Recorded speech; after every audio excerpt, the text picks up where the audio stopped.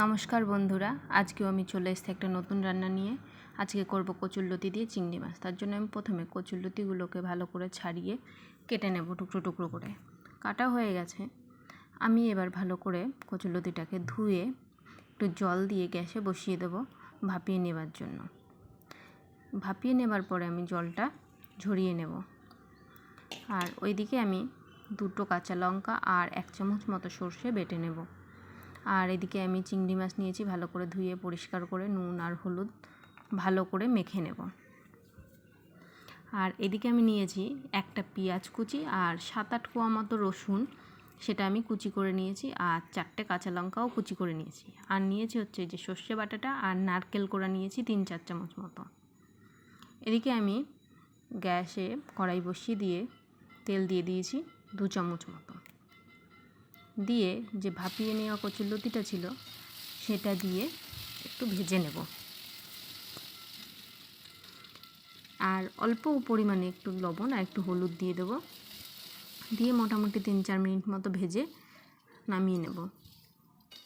এবার ওই কড়াইতে আবারও মোটামুটি 3-4 চামচ মতো তেল দিয়ে দেবো।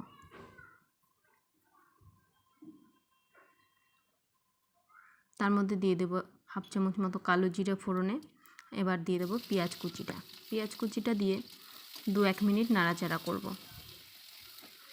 নাড়াচাড়া করে দিয়ে দেব রসুন কুচি আর লঙ্কা কুচিটা, ওটাও দিয়ে কয়েক সেকেন্ড মতো নাড়াচাড়া করব, একটু ভাজা ভাজা মতো করব।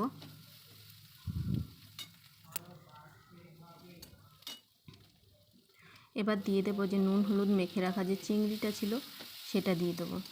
দিয়ে সেটাকেও আরও 1 মিনিট মতো ভাজবো। এবার দিয়ে দেবো নারকেল কোড়াটা, আবারও একটু ভেজে নেব।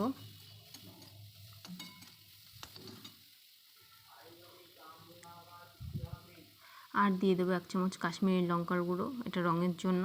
আর দিয়ে দেবো বাকি যে নুনটা ছিল সেই নুনটা আর হলুদটা।